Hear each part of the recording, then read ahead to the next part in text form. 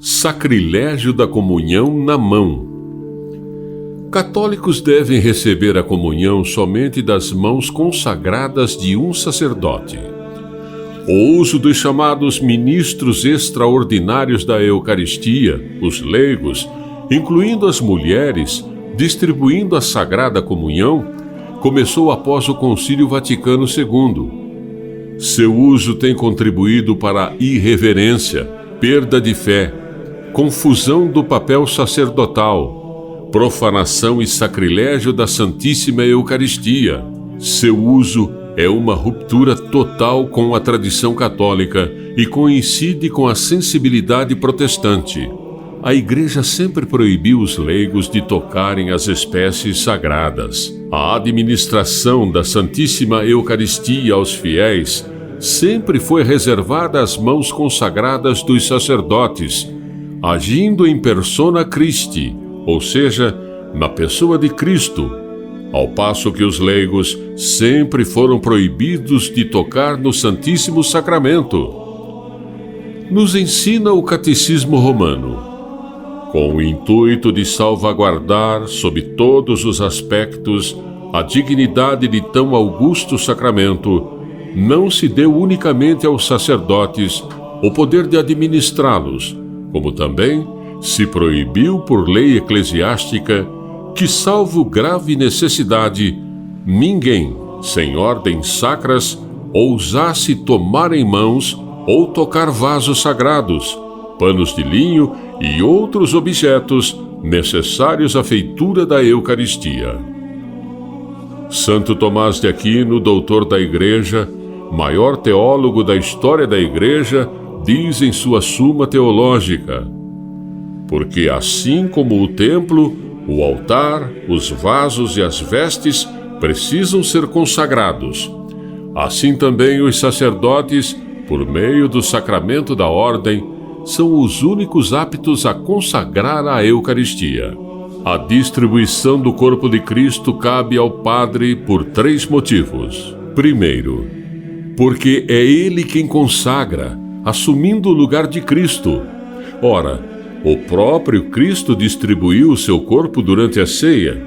Portanto, assim como a consagração do corpo de Cristo cabe ao Padre, é também a Ele que cabe a sua distribuição. Segundo, porque o Padre foi instituído intermediário entre Deus e os homens. Por conseguinte, é Ele que deve encaminhar a Deus as oferendas dos fiéis e também levar aos fiéis as dádivas santificadas por Deus.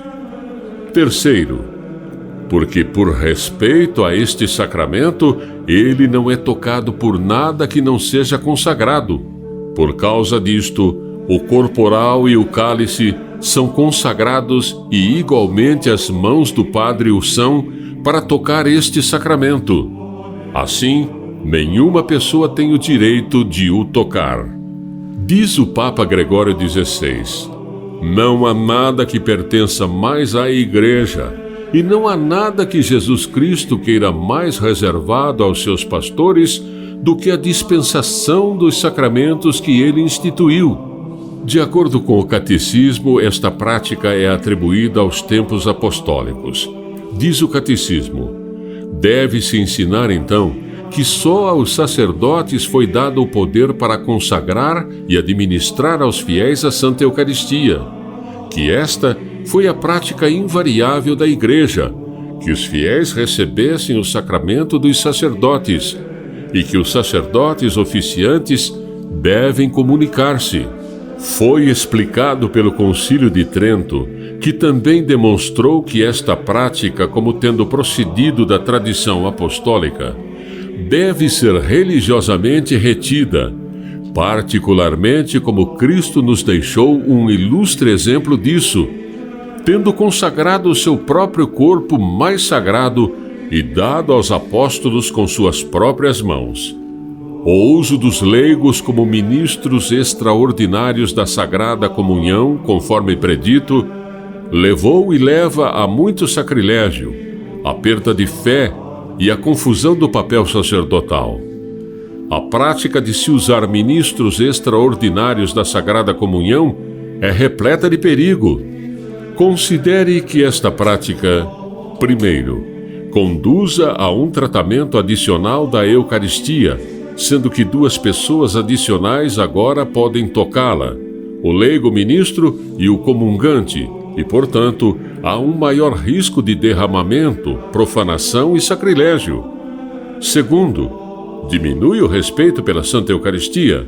Terceiro, diminui o respeito pelo sacerdócio, colocando os leigos no mesmo nível e se igualando ao sacerdote. Quarto, leva à perda da fé na presença real de Jesus Cristo na Santa Eucaristia. Quinto, é uma rejeição manifesta da tradição. Note-se que a prática da comunhão, administrada por leigos durante a missa, não tem qualquer precedente histórico. E lembre-se de que, mesmo os apóstolos tendo comungado na mão, eram bispos e não leigos. Sexto, reduz a reverência e cria distrações. Sétimo, foi condenada por papas e santos. Foi usada como uma ferramenta por liberais e feministas que querem mudar a Igreja. Oitavo, concorda com as sensibilidades protestantes que são hereges e rejeitam a presença real de Jesus Cristo na Santa Eucaristia e o sacerdócio hierárquico. Nono, levanta a situação deplorável da Sagrada Comunhão levada aos doentes pelos leigos, privando assim os doentes da presença do sacerdote e dos outros sacramentos na sua hora crítica de necessidade, possivelmente levando à perda de almas eternas. Repito, a Igreja sempre condenou a prática de distribuição da comunhão pelos leigos.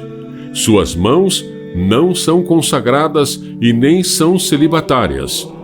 Entre os responsáveis por esse grande sacrilégio na Igreja estão, em primeiro lugar, os próprios sacerdotes, por delegarem essa função aos ministros leigos, e estes, por assumirem indevidamente um papel que não é seu.